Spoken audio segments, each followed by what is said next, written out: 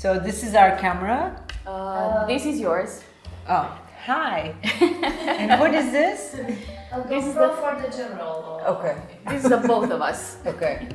You guys, so professional. Like, do you know? Are you realize like Romanians in the world? They are super organized, very hardworking, They are very indeed. deep thinking. Like very rare nowadays in the world. People like you. Thank you so much. That's like what everybody hopes for and never gets in the rest of the world. The world is changing. The world is changing in a negative way, so stay where you Stay are. the same. Good. We'll just the keep the youngsters course. are getting more and more. I mean, I live in Greece. It's impossible to be on time. You live in Greece right now. Yes. How was it? It's good. It's it's a struggle. The little things you struggle so much you don't realize, but like IKEA not bringing your thing for weeks and months. You're on the phone. Really? Yeah, like there's a little bit of problem in the service sector. This was your first time in Romania? Yes, Yeah? yes. And how did you find it? I love it, as you can see. It's a dream country. I might move here soon. Did you have a lot of meetings these days? Yes, many interviews. Today you are the third. The third today? Yes. Yeah, you are my third today. Okay. Also. Really? And you're the ninth? You already have Our something ninth common. interview.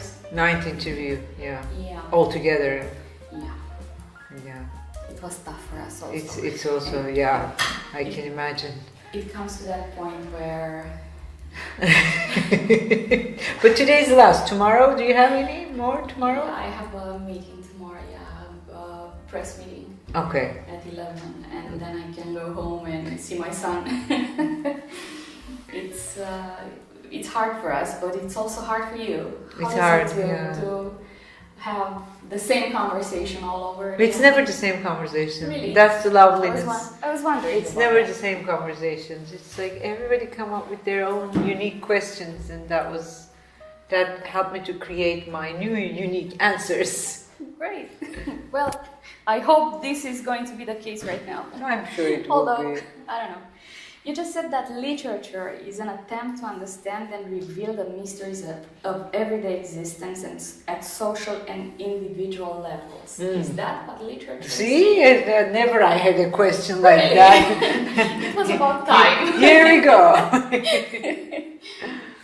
Well, yes, and in general, living, if you lose the curiosity about the mysteriousness of life, everyday life, your everyday encounters, like us getting together, for example, if you just see it as a dry, just another interview, then you slowly die. But if you see, these four people are together in this room, and most likely we will see these characters again in the future somewhere together or separately.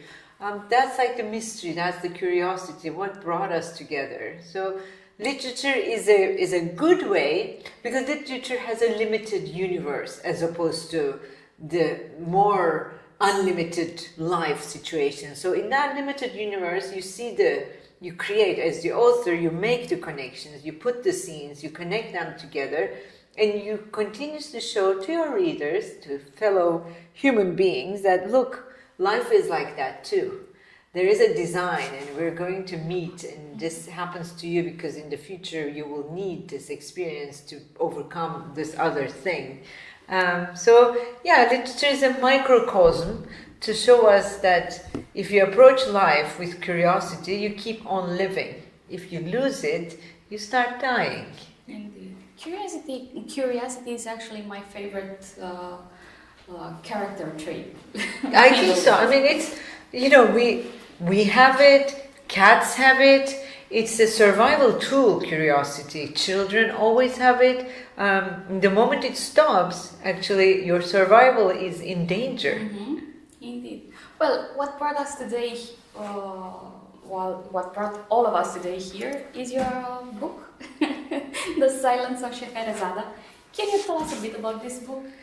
I just got it, to be honest. Oh. I started to read it, but I didn't finish it. No, it's yet. okay. It's okay. It's what we talked about, like It's the, actually that kind of a book that I cannot have it in one take. no, It's don't. like- So I the first thing want. I'm going to say, the first thing I'm going to say about the book, don't try to read it quickly. Take your time. It's not a page turner. It could be a page turner, but if you take your time and slowly understand, maybe for some people taking notes, like who is who.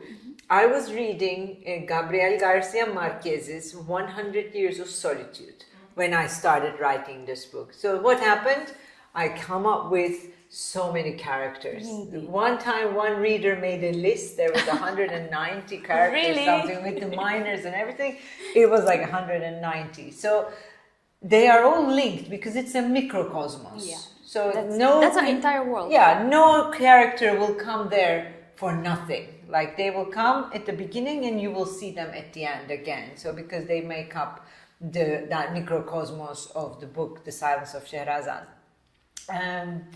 So I wish the readers, please read it slowly. And if possible, this is one of those books you read the second time and it makes sense. The third time, you really start enjoying it. Actually, it's one of our preferred exercise to reread books. Okay. So this one. This is a could be one of perfect them. reread book. Why? Because there's a secret, you don't understand at the beginning, you are lost, and if you have the trust to literature, if you're an experienced reader, you have trust in literature. The literature takes you to the resolution of your confusion at the end, you know that. But more inexperienced readers, like wanting to understand everything from the very beginning, like, oh, I'm so confused. They're getting frustrated. Probably. Yeah, frustrated. I don't understand. Who is this now? That's a harder reading. So maybe they want to take notes. And also, being a different culture is hard for us. That's to the other thing. But that was also a different relate with culture the to me. characters. So this is a different culture, a foreign culture to all of us. Why? It's taking place in the early 20th century. The book begins in 1905. And most of the events, the real story, ends in 1922. So those 17 years is a different land for all of us. Ottoman Empire, we don't know much. And Smyrna, in Ottoman Empire, is not the place we hear. Istanbul, we know more, right? Balkans, we know more. But like Smyrna is, what is it? What happened there? So slowly, I hope my readers have trust in the plot that everything will be revealed to them. And so that's one thing I can say. The first thing I can say about the book, there's a secret, and it's not going to tell you everything in a straight line. There's no, there's not a linear narration style of cause and effect. Something has happened, And then that happened, and the and then narrator is like starting from the middle of it. It's not starting from the beginning, but it acts like it's the beginning. So good luck. Actually, I found some similarities with Arundhati Roy and. So she's my guru. Okay. Okay, so she's my guru. Everybody, Arundhati Roy. It's because of her this thing happened like really? this. Okay, because Arundhati Roy never follows. I mean, we know the god of the small things. So we know that it never begins from the beginning. It begins from the end, and then the middle is the beginning, and then the beginning is the end. And so it's because she was my guru, I got the courage from her. In a way, she gave me the hand to write this. Not that I know her or anything, but spiritually, I felt like I received the hand, because if this woman's book is loved so much by so many readers in the world and got the Booker Prize and has been read like over and over, this is a narration style that works.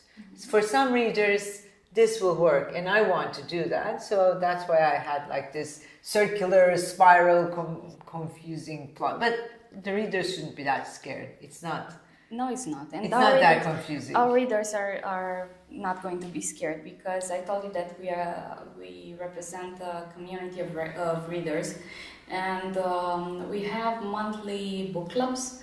And Darunda Tiroi's book was one of the most loved ones. Okay, I guess. then- so then then The Silence of the Shadows. That's like would be Arundhati's the next. grandchild. Yeah, good, a well-grown. Well grown, yes. Found her own way in life. But I was fascinated by your craft, and I was wondering how can you manage to, I don't know, keep them in hand. A lot of research. So one thing, a plot, the story of your book is like a dream. And like all dreams, when you tell to someone, it's boring.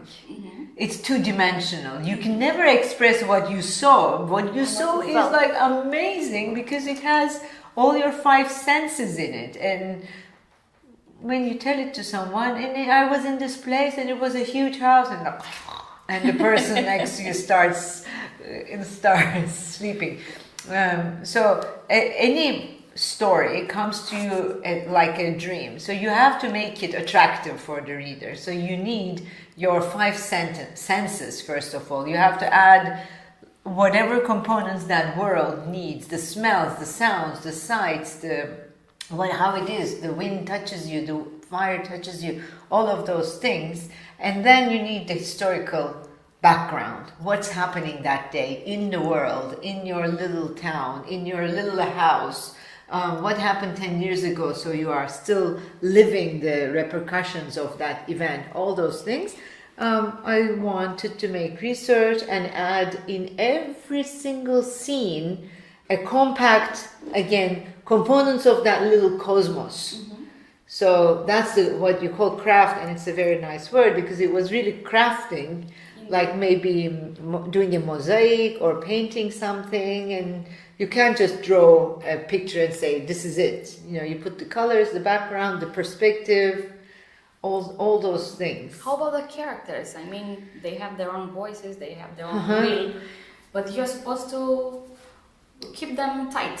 Yeah, characters, again, in your mind, they could be completely distinct. You see them, but when you start expressing them, you have to again take your time to go into details because nobody will see what you see in your mind.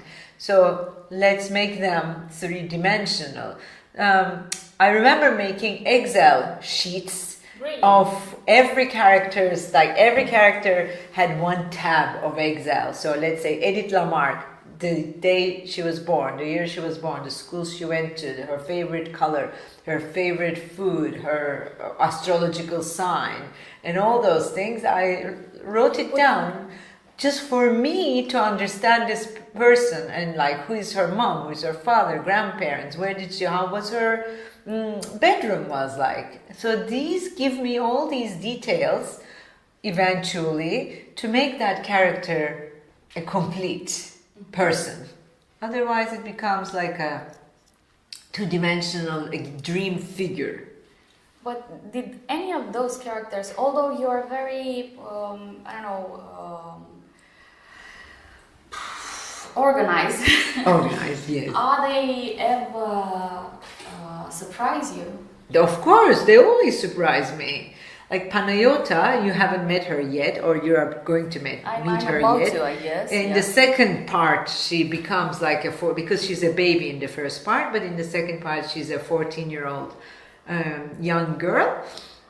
She was a surprising character. I had no expectations from her, but she's like all her stubbornness, all her like pushing the mother to get her will done, and those were surprising things. And also, there's a point she decides to solve the family problem on her own, even though at that point she's like 16, 17 years old, and she says, I'm going to solve this problem.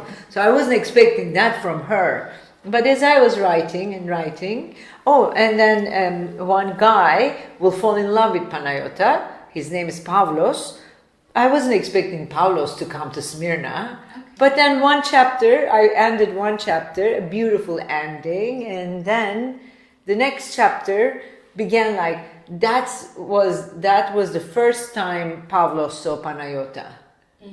So I said, okay, welcome, then Pavlos. everything else happened. Welcome, Pavlo. What can I say? Come in, welcome. That's such a nice scene. I want to ask you about a lot of things. I think I met some references to Salman Rushdie as one of your influences. He is another guru. Yeah, do you have a lot of gurus?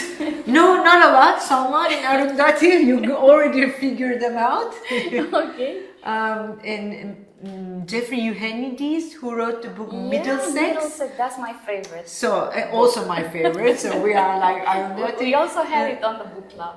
So when you read Middlesex, you realize the beginning of Middlesex is actually what gave birth to this book, because it begins in Smyrna, and it's kind of the characters escape from the Great Fire of Smyrna, jump on a boat, and then they made it to America. So when I was reading that book, I said, I wish the Smyrna chapters were like a little bit longer, because it's kind of obviously it was a beautiful world and that was destroyed, but I wish the beautiful times were more, longer. Exposed. And then I said, wait a second, girl, you are an author. You can write it. Yeah, make it right. Make it. Like, if you want those chapters, why don't you make a book out of it? So that was the first, at least try. That was my first experiment, and this book came. And my Turkish publisher didn't want that beginning, but I really wanted to begin. And it did begin when I first submitted to my first publisher. I was born 3 times, which Middlesex begins. I was born twice, once, and then the second time. So I wanted to give a literary reference and say I was born 3 times, but they said, don't put this. Everybody will think it's a reincarnation novel. We don't want really? that. And I was this was my second book, so I was saying whatever doing whatever they said. I said, okay, I'll change it. It's probably good. At Will the you end, change that now? I wouldn't. Now I would just say, but this is a literary reference. But the end, I managed to end it, and then I was born again. Oh, okay. Well, Yeah. Okay, we have Eugenides, we have Rushdie. Yes, and Roy. And Who Roy. else do you want? I don't know. These 3 are like, they are like the 3 pillars of my. And funny enough, like, look at with the exception of Salman Rushdie, Arundhati Roy and Jeffrey Eugenides, they didn't write many books. Like they write rarely. They spend a lot of time on their now. Arundhati Roy, like every 20 years. Jeffrey, maybe every 10 years. Like we don't have many books of them. Salman Rushdie is extremely prolific. Of course, he comes up with books even like when he's attacked, he can still write. Who else? You're asking me. Elif Shafak, of course, being my friend, but much long before she was my friend. She started writing at a very, very young age in Turkish. Like I was 18, maybe she was 20, and first time I saw a person at my age, my generation, can write and can have her books published. That was like an eye-opening moment for me. If she can do it, then I can do it. But of course, she was like far more ahead of me. She really had it on her mind that she's going to be a writer. Well, I was partying in the same neighborhood, so mine came. I was a late bloomer. So I really like Elif's writing, and she gave me the courage to write, but also she really affected my prose, my way of writing. Ursula Le Guin. Oh, okay. I like, because from Elif to Ursula I'm jumping, because they both taught me how to write with a feminine narrative, how not to be afraid. Voices, really powerful feminine voices. Yeah, feminine voices, yes, but also feminine narrative is different from same thing. Like you don't just start from one point and tell your story until the end. You can make circles. You can start from one thing. That's how we women talk. we start from one thing, oh, and then it reminded me this, and then it reminded me, circle back to your point A. Yeah. We speak with a lot of parentheses. Yeah. That's the feminine narrative. And Elif and Ursula Le Guin and Arundhati Roy, they taught me that, and I'm grateful to them for that. Oh. Then back to superlinear, the superlinear male voices, Orhan Pamuk never does like circles, like starts and ends his novels, but also a great influence on me to. I learned how to write instances with him, like how he can go deep into one instance and give us all the details, exterior and interior, and how exterior and interior are always mixed. So. And he's extremely focused on style. Yeah, and style. And one other thing I learned from Orhan Pamuk, don't be scared of using the same style in your next book. It's okay. He has his stamp, Pamuk style. What if Pamuk style goes to the next book and the next book? Like, it's okay. And it's him. Yeah, it's him. Like, if I give me a text, I would immediately say, this is Orhan Pamuk. For a book that has so many powerful voices, the title is quite, The Silence of Scheherazade. Why is that? Why is it silent with so many characters? Because the story has been silenced in Turkey for 100 years. There was a deep silence. I mean, there is a deep silence around what happened at the end of Ottoman Empire and the foundation of Turkish Republic. These are maybe 10 years total. Okay, from the end of First World War to the beginning of the Turkish Republic, which is 1923. Or like beginning of First World War. Let's say 10-year time. Lots of atrocities towards the Christian I don't want to say minority, because they weren't minority back then. They were part of the mosaic of the Anatolia of what is Turkey today. So massacres, genocides, exiles, pushing out of the Christians out, putting them in concentration camps, and Smyrna being one of them, burning their neighborhoods and all those things. And then covered with a story of victory.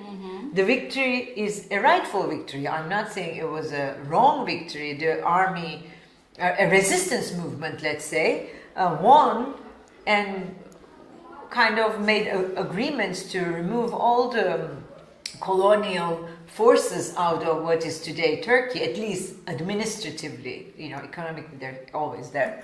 But administratively they managed to make agreements to remove the French and Italians and Greeks and British out of Turkish territory, and became with an independent republic, which is definitely a victory. But every victory has sins under. Like, there's no victory, no country has ever founded without putting sins under the earth. It's never just the right part of it. And in the case of Turkey, it's a lot, a big land, a lot of non-Muslim, non-Turkish minorities. And how come today you don't have any? How is it possible? Like, they are really minute minority in 100 years. And it's not even 100 years, it's much faster. Yeah. So there was all this silence. There is all this silence around that. People don't want to think about it. People don't want to know what happened before our beautiful republic was founded. So this is the silence of Scheherazade. If Scheherazade speaks talking, if Scheherazade is quiet, if Scheherazade stops telling the stories, she dies. This is the traditional Scheherazade, right? The classical from in the Thousand Nights. She has to keep on talking in order to. This is a metaphor I use for all of us who are not telling what really happened in history, but specifically for the nation of Turkey. Like, if we don't face what is buried under the soil, we will die. We will cut our own throats with our own silence. So this is the silence of Scheherazade, which is at the end broken. Spoiler, but well, I'm not afraid of spoilers. I'm not afraid of spoilers. No second reader is afraid of. But I can hardly wait to get there myself. At the end, obviously you have a book, so she speaks. So the silence is broken. So it ends with a, hopeful, even though lots of tragedy you will have to face, but at the end, it ends with a hopeful note. Well, it's a real joy to discover you, so I will take this chance to ask you about your other work. My other work, the next one is coming in Romanian. It's called At the Breakfast Table. At the Breakfast Table. I don't know how is it going to be in Romanian. It's being translated right now? It's being translated.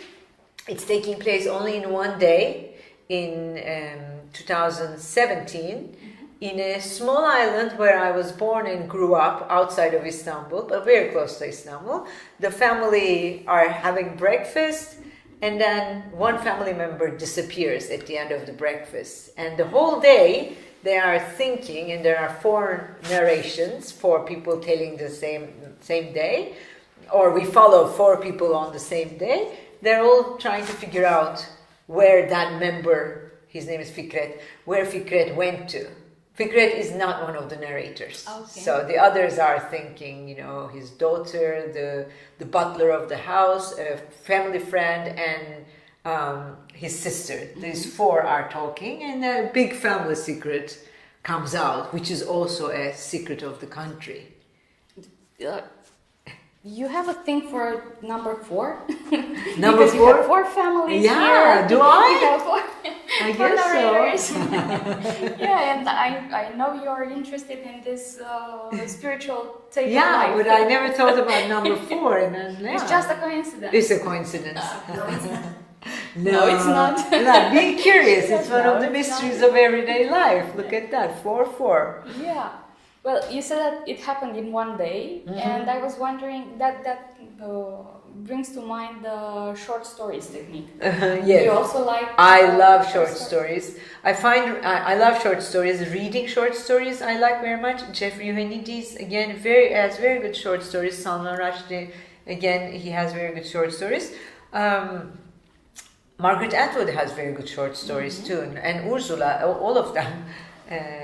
So I try to write short stories. It's a big challenge. Okay, how come? It's because it's easy to write a novel. A novel is like you get points.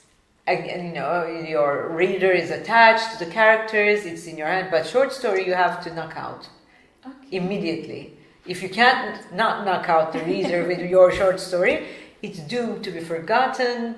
It's like, how many short stories do we really remember? But we remember tons of novels with characters, where it's taking place, its atmosphere, the feelings we had when we're... Short story has to be... it's a higher form of literature in my mind. In order to cut you through, it has to be crafted much more masterfully and more meticulously than a novel. Novel could be sloppy. You can gather it together at the end. Short story doesn't give you room for sloppiness. Indeed. It's short. Indeed. It's interesting because I thought that the vast majority of writers thinks the other way around, that it's easier for them to write short stories and harder to build a novel. But then again, we met Colm Tolbin yesterday, and he said just the same thing, that it's really hard for him to go into short stories and... Yeah, I do it as an exercise, as a challenge. Sometimes when I cannot proceed in my novel anymore, I don't know where to go, I try to create a short story out of the novel.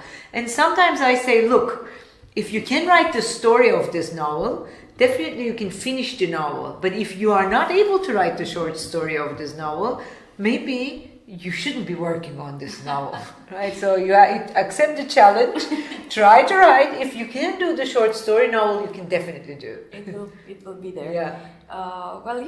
For us, reader, it's also easier to build a relationship with the characters of a novel because we have more room and more time to do it. Yeah. It's like this kind of meetings where, we are making interviews. Interviews are a bit like short stories, I guess, because we need to get No, they're really novels. quickly. Are They're they? novels. I yeah. hope they are, because it's our first time together, and I need the second time and the third time and the fourth yeah, time. okay. I know that you like meeting your readers, and because we are representing a community of readers, I was wondering what is the importance of reader in your writing? Readers really give me inspiration.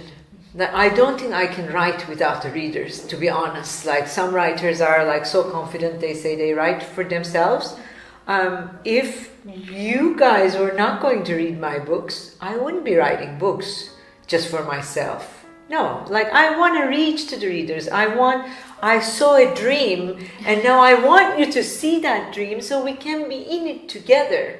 And I really enjoy when the readers read my book and we gossip about the characters and we say how it was. Oh, it must taste so good what they were eating. Like talk about it as an experience that we lived all together. It's the greatest privilege of an author.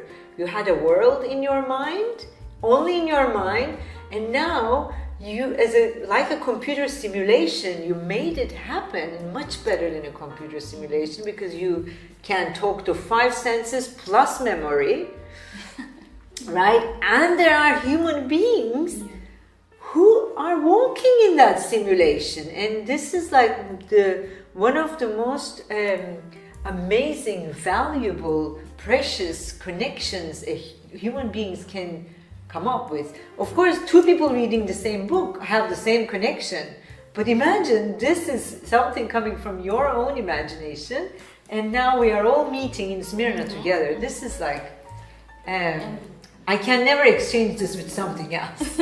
And without a reader, this doesn't happen. I and me and my dream, we hang out And my alone. story is my story. Yeah. And my perspective is my perspective. Yeah, we and that's kind it. of hang out in the same garden all alone, and it's never rich. They say 50% of the story is written by the author. The other 50% is by the reader. So you met Avinash. Now you have your image of Avinash, and I have my image of Avinash, but we both know him. Yeah. So this creates like a strong bond between the 2 of us. It's a friend of our friend. Yeah, and so half of Avinash is created by you now. Yeah.